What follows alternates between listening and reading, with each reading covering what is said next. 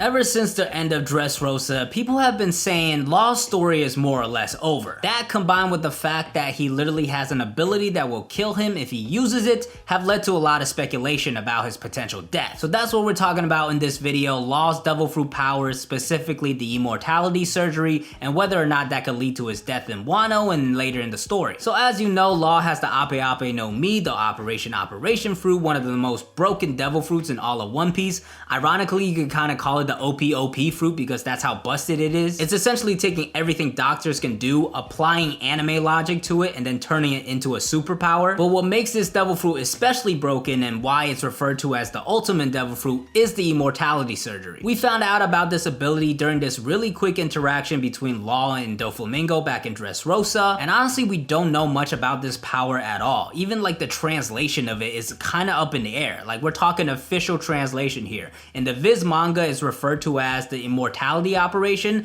and in the anime they call it the perennial youth operation. Those are two completely different things depending on how you interpret it. Like when I think about immortality, my first thought is like somebody like Kaido almost, like you can't kill him no matter what you do, whereas perennial youth, that's almost like a fountain of youth kind of thing. You stay young forever and you can live forever, but you can still get bodied. But for me, looking at both of these translations, I'm leaning towards that the operation itself is going to give you more of that perennial youth type of deal where you could just live forever. Immortality in a way could be interpreted that way as well, and just the idea of like this surgery allowing somebody just to not be able to get killed at all, that's very, very broken. I don't know how I would feel about that, but at the same time I don't think it's impossible either. When Law described his ability, he did sum it up as giving somebody eternal life, so that's the basic premise of it. But besides that, we don't really know much else about it, but one thing that really does interest me is its true purpose, specifically why Doflamingo wanted to get his hands on the Ope Ope no Mi. When Doflamingo started to talk about the powers the Ope Ope no Mi and eventually the immortality surgery, he talked confidently about if he had the Ope Ope no Mi, he would have been able to seize the power of the national treasure of Marijois and essentially just take over the world. And I think he specifically talked about being able to really truly utilize the powers of the national treasure of Marijois. And that's incredibly interesting because like, does that mean those two powers are somehow connected and that's why he was so confident about being able to seize the power of the national treasure of Marijois? Or is there more to the immortality surgery? Because eternal life, that's great and all, but how's that really gonna help you seize the national treasure? I guess in a way you could just keep training and get stronger until you're the strongest in the world, like Goku's mindset almost. But it didn't sound like Doflamingo was going that route. It sounded like he had a plan in place that he was going to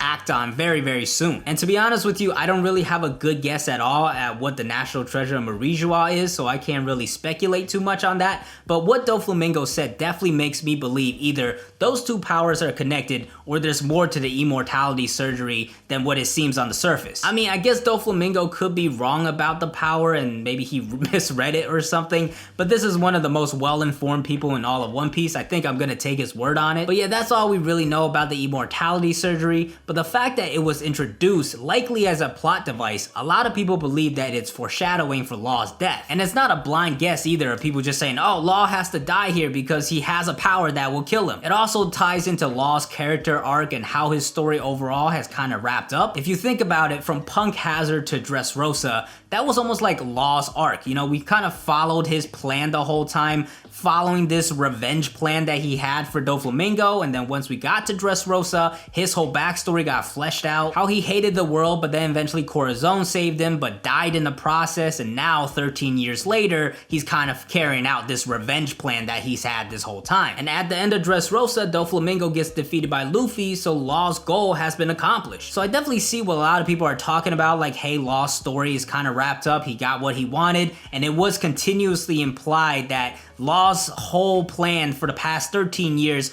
was trying to get after Doflamingo. This is what he really was living for. It's what he thought Corazon wanted. And it felt like it was his only purpose to life, was taking down Doflamingo. And now it's been accomplished. So it feels like maybe he really doesn't have any more purposes in the future. But post Dressrosa, after the battle is all over, there's this really interesting conversation that Law has with Sengoku. And here once again, Law saying like, I owe my life to Corazon, and for the past 13 years, I've been doing everything to try to fulfill the wishes of that man to take down Doflamingo. But then there's this discussion on the will of D, and here I felt like Law at least partially believed that Corazon only saved him because he was a D-Clan member. Like Corazon told Law that the D-Clan members were the enemies of God, so maybe Law believed that Corazon, seeing that Law was a D-Clan member, only saved him and did all this for him because he thought he could take down Doflamingo. Maybe Law didn't think that was the only reason Corazon cared for him, but I definitely think that was partially what he believed in, which is why he went on this 13-year revenge plan, because he really thought that was what Corazon wanted him to do. But then talking to Sengoku, Law finds out Corazon really didn't know much about the Will of D. Anything he heard or said, it was probably from fairy tales or things that he heard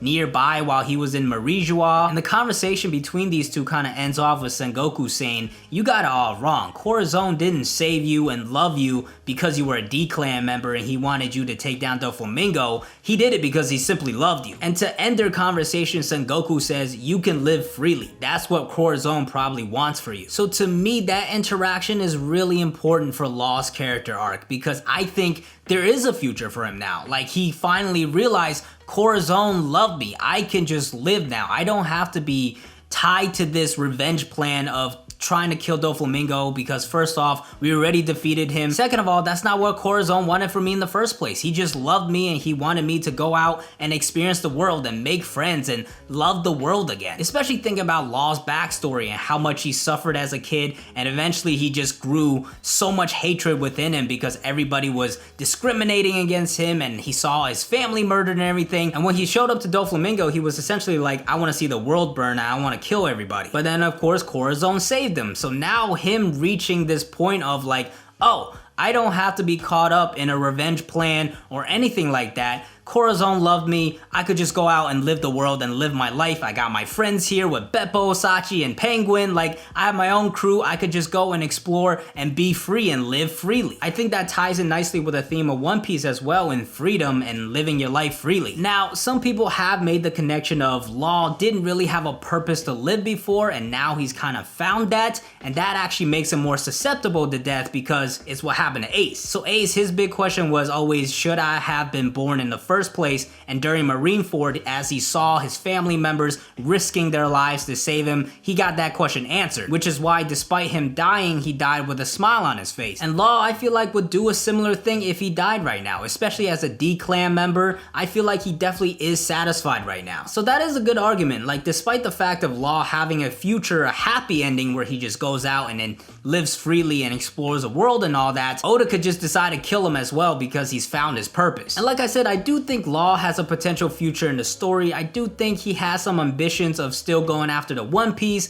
maybe getting involved in the final war against the world government, especially of what happened in his backstory. But overall, there are definitely arguments for Law dying and staying alive. So with that being said, let's just examine some theories of how Law could potentially die. And we gotta start in Wano because that's one of the most popular theories right now, is that Law dies in Wano. And for the most part, a lot of people have been discussing two different ways that Law could die in Wano, and both of them involve the immortality surgery, which makes sense. The first one is him using that immortality surgery on Luffy in a fight against Kaido. The idea is pretty self-explanatory. Essentially, Luffy's probably in a scenario where he can't win against Kaido and he's on the brink of death, and then Law comes in and saves him and sacrifices himself. An idea here is Law is indebted to Luffy because Luffy accomplished essentially his dream of defeating Doflamingo and did a big thing for him. There's also the connection of Luffy seemingly losing his lifespan over the course of the story, and this will kind of make up for it a little bit. Plus, another element is the plan to attack Kaido was started by Law, so he would have some motivation to really see the success of this plan. But honestly, I don't really see this one happening. I do see where a lot of people are coming from. He is definitely feeling indebted to Luffy, and he does have this very strong belief in the Will of D and also the Straw Hats in general. But at the same time, he's not really indebted to Luffy. Like, Luffy would have died in Marineford if Law didn't show up, so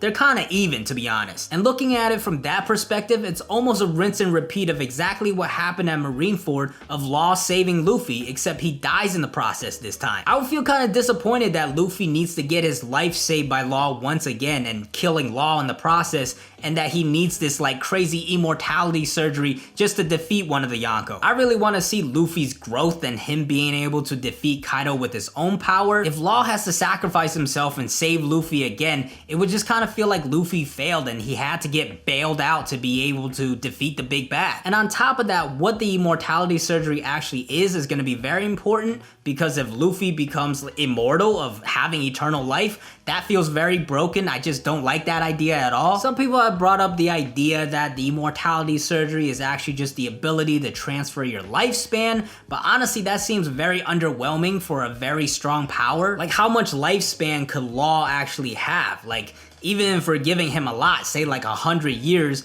that's not that much. Like, it's not that overwhelming. Plus, by that logic, you will want to feed the Ope Ope no Mi to a giant baby and then quickly as possible teach him all the medical skills you can and then have him perform the surgery on you. That would be the best way to make the most out of it, to get the most lifespan back, I guess, but overall, that just makes it seem very circumstantial and just very underwhelming. I don't feel like Doflamingo would have been that confident in that power if that's what it is. And honestly, I also question whether or not Law would actually sacrifice himself for Luffy. I know they're in an alliance, and I guess you could spin it in a way of Law has been this whole time rejecting to be Luffy's friend. He's saying they're just allies, but now he's actually showcasing, okay, I actually care about you and I'm sacrificing myself for you. But at the same time, Law just hasn't been that involved in Wano in general, and I just don't feel like him dying here would make sense. Like, it wouldn't be that emotionally impactful in my opinion. It would just be more for shock value. The other idea I've seen a lot is Law somehow reversing the immortality surgery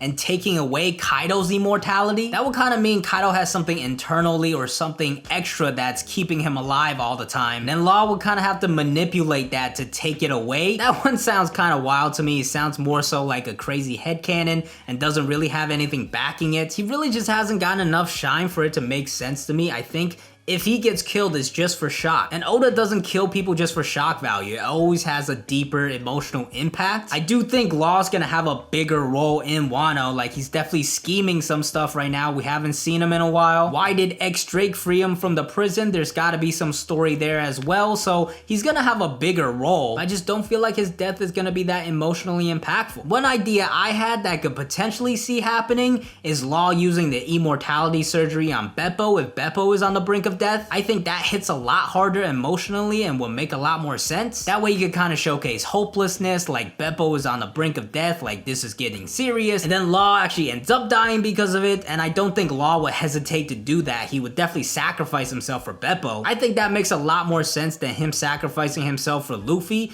but I also don't think it's that likely to happen anyways. So yeah, overall I lean towards no for Law dying in Wano. But now you might be saying, well, the immortality surgery has to return to the story somehow. It can't just be tossed to the side after it was introduced. So does that mean Law has to die? I don't think so, because you could definitely have the immortality surgery return to the story with somebody who received it before. So maybe that's Imu or somebody within the world government. Another theory I've seen around is the original Don Quixote king having that. A funny one that I've seen that might actually be true is Dr. Kureha having the surgery performed on her, and she's actually just trying to tell everybody, it's like, hey, do you want to know my secrets to my eternal youth? And it's this really big deal, but nobody wants to listen to her. But yeah, the immortality surgery could definitely return to the story in a way where Law doesn't have to actually use it. I guess if you want to do the reversal thing of him performing it to take away immortality, maybe if like Imu has it, Law would do that in the final war against the world government, or him using it on Luffy in the final war, but that's getting so far ahead in the story, I don't think I could just confidently say, oh yeah, that's definitely gonna happen. So honestly, as of right now, I'm gonna lean towards Law not dying in the story. But what about you guys? Do you think Law's gonna end up dying in Wano or later in the story? Why or why not? Let me know in the comments below. But as always, thank you guys for watching. I hope you enjoyed. If you did enjoy, please hit that like button. It helps a lot with the YouTube algorithm. And if you want to keep up to date with this channel, you gotta hit that subscribe button and hit the bell to join the crew as well. The King Pirates crew is now over 6,300 members. If you want to interact with your fellow crewmates, the King Pirates Discord is linked in the description below. Follow me on Twitter, I'm DKing4, and I'll see you guys next time. Peace.